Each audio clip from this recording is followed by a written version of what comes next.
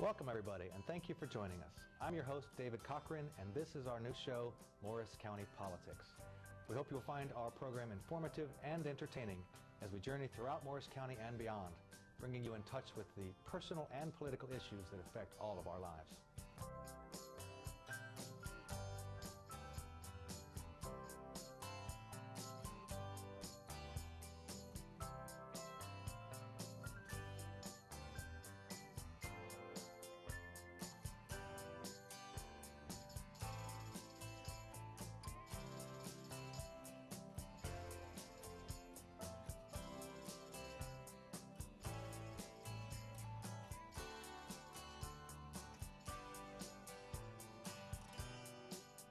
Hello, and thank you for joining us.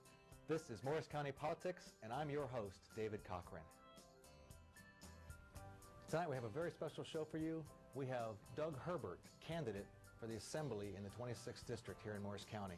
Welcome, Doug. Thank you. Thank you for having me, Dave. I really appreciate being here.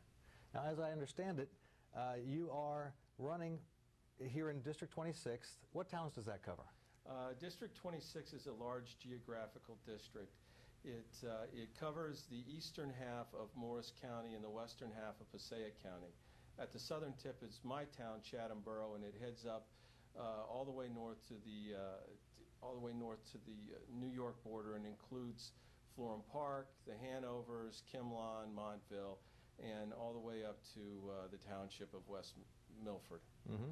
Now, you were a veteran who served our country's 82nd Airborne Division, and then after the Army you graduated from Columbia University and Seton Hall Law School. I understand you have an attorney's practice in New York City, is that right? That's right. I have my own practice, and I've had it for about 15 years in Brooklyn, New York. And it keeps me on the train. So I'm familiar with the issues that a lot of the people in the 26th District have concerning the New Jersey Transit. Mm-hmm. Now, the experience you've had there, as well as your Joint Recreation Committee for Chatham Borough and Chatham Township, sounds like you've done a lot of things that required, active negotiation, public awareness. Does that lend itself to your candidacy? Absolutely. Everything that I do in volunteering in the Joint Recreation Committee or Chatham initiatives, or even as an attorney, it's about working with people to get results. And that's very similar to what a legislator does, or any person, a mayor that's in an elected position. It's working with other people to get a specific result that's going to help the community. Mm-hmm. Now, in the 26th District, you mentioned the towns.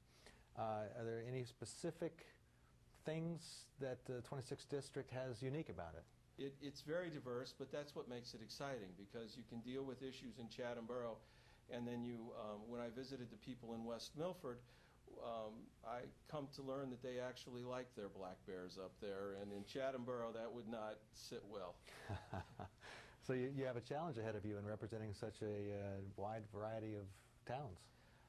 A challenge, but it sounds like fun to me. Mm-hmm. And now the Assembly, that's a state-level position. You'd be down in Trenton a lot. What did you decide to run for Assembly? The reason I decided to run was because the people of the 26th District need a voice in legislation before it is passed. My opponents have failed to pass any meaningful legislation during their time in the legislature. Moreover, my opponents this year have chosen to focus on statewide politics instead of taking care of the important local issues that are facing the 26th District. So, with that said, I want to get down there and I want to fight for the people of the 26th District. Mm-hmm. Sounds like you're the right man for the job, huh? I hope so, and I hope the voters feel that way too. Mm-hmm. I know there's certain key issues that are always on voters' minds. One is property taxes, and there's a number of suggestions out there as to what to do about property taxes. I think you have a few of your own. Why don't you tell us about that? When I read and hear things coming out of Trenton, the state usually complains that the local governments, or the county and local governments, are the ones running up property taxes. Well, I would argue that the opposite is true, that it's really the state government that's running up our property taxes. And the way they're doing that is with unfunded state mandates that force local municipalities and counties to enact and operate unwanted legislation. If Trenton had to pay for every piece of legislation or every enactment that it did that made the local governments spend money, then you would find that there would be a lot less of that type of legislation coming out of Trenton, and at the same time, our property taxes would go down. That sounds good. And of course, jobs are important. The more jobs you have, the more tax revenue comes into the state. I know that Morris County has been hit like everywhere else. Some people, are placing blame, on everyone from the freeholders, assembly, the governor, on up. You have some ideas about jobs as well. What do you have to say there? Well, instead of playing the blame game like my opponents often do, it's important to focus on moving forward instead of looking backwards.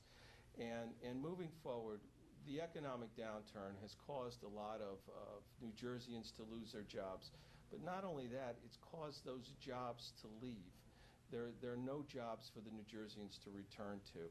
So what I propose is that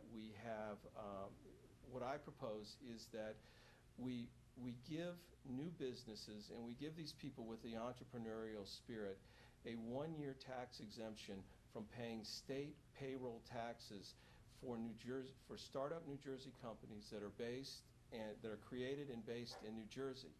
Now, that's going to do two things. One, it's going to give the entrepreneur a chance to start a business and give him a chance to keep his expenses low during the first year of operation, which is the most vulnerable to a business. But also, it will give the new business an incentive to hire other New Jerseyans and put them to work as well. Yeah, there's of course a lot of scare tactics out there and fear about change, but I think that a lot of people probably fear most going bankrupt and losing their homes because of medical bills. A lot of people don't know this, but I think 62% of all bankruptcies in the U.S. are due to medical bills, and 75% of those had health insurance. But the insurance companies canceled them or didn't cover or whatever it is. So it's pretty startling when you look at it that way. As you know, the budget has made a lot of headlines this year. Here in New Jersey, a lot of focus on the budget, about balancing it. You have some thoughts on that as well, right? Absolutely, and the budget has made a lot of headlines this year. And the budget in New Jersey is a lot like a family's budget. If you want to increase your budget, you either have to increase income or you have to reduce expenses in one area. And there is a simple budgetary measure that was used by a former federal administration to move from a deficit to a surplus in a record amount of time. And that was simply called PAYGO.